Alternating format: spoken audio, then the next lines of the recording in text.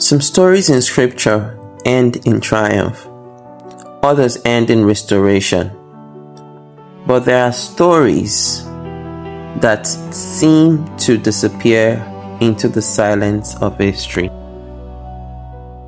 Stories that make you ask, what happened? Where was the turning point? Why did this story end differently? Simeon's story is one of those stories. He was one of Jacob's 12 sons, a son of covenant, a son of promise, a man who began with the same privileges as his brothers. But as the pages of scripture unfold, while the stories of some tribe grow brighter, Simeon's story grows quieter. Before we continue, let me explain what I mean by unredeemed, referring to the topic. I am not using the word in the sense of salvation. I'm using it to describe a tribal story where the biblical narrative never records a clear reversal or redirection of Jacob's judgment, the way we see with Levi and Reuben. This is the sense in which I use the word throughout this message. Now, let's return to where the story began. The beginning of the story. In Genesis 34, Dinah, Jacob's daughter, was violated by Shechem. Simeon and Levi, burned with anger, their desire to defend their sister was understandable. But instead of seeking God's justice, they acted with uncontrolled vengeance. They deceived the men of the city and slaughtered them while they were vulnerable. Years later, Jacob never forgot that day. In Genesis 49, 5 and 7, as he blessed his sons before his death, he declared, Simeon and Levi are brothers. Instruments of cruelty are in their dwelling place. I will divide them in Jacob and scatter them in Israel. At this moment, both brothers appeared destined for the same future. Both were judged. Both would be scattered. But God's story was not yet finished. Two brothers, two different paths. Years later, Israel stood at the foot of Mount Sinai. The nation had sinned with the golden calf. Moses stood at the entrance of the camp and cried, "Who is on the Lord's side? Let him come unto me." In Exodus 32:26. The sons of Levi stepped forward.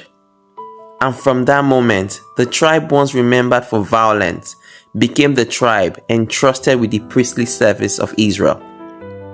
Their passion found a new master. Their zeal found a holy purpose. Their judgment was redirected into service. Then we now return to Simeon. The silence around Simeon.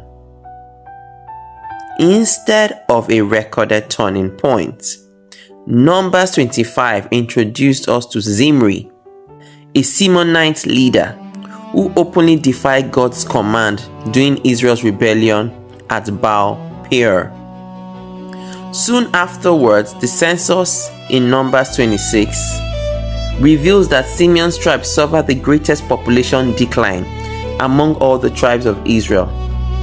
Then in Deuteronomy 33, when Moses blessed the tribes, Reuben was mentioned. Levi received a beautiful message for faithful service, but Simeon received no separate blessing, nor a curse.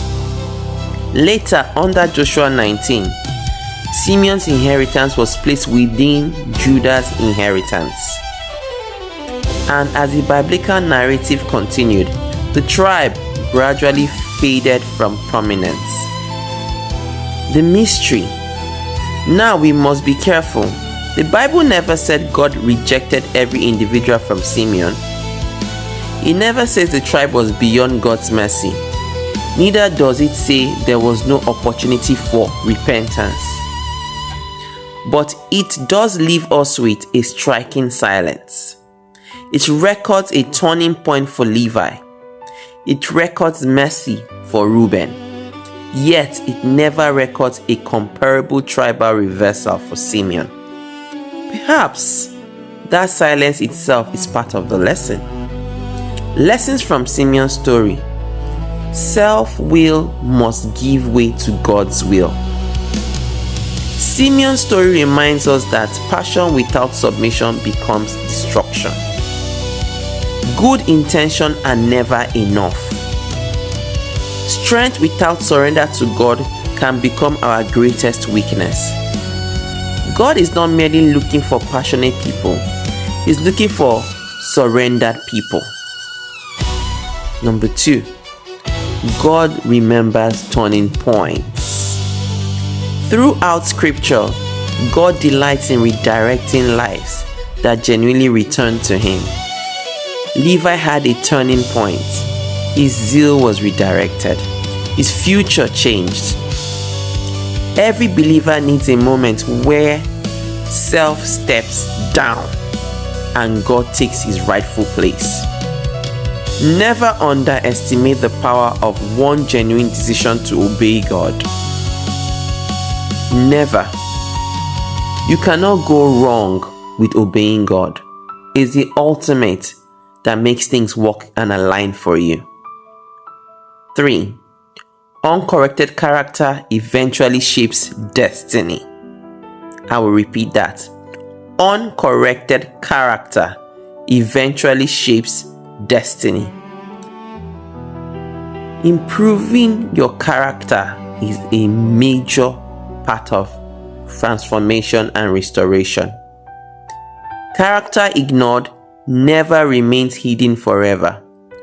What we repeatedly excuse today can quietly determine where we end tomorrow. Simeon's story reminds us that small compromises left unchecked can become lifelong consequences. That is why Simeon's story still matters.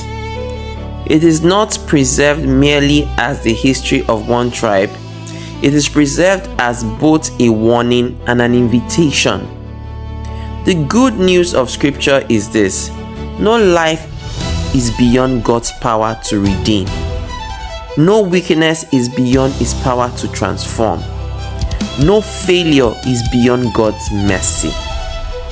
Simeon's story is not recorded to convince us that restoration is impossible. No. It's recorded to remind us never to ignore God's invitation to change while it is still before us.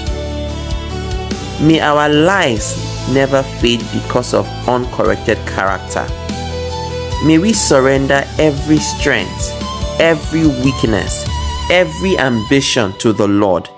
And may our story, your story, my story, become a testimony, not of a wasted potential, but of God who restores, redirects, and uses surrendered lives for His glory.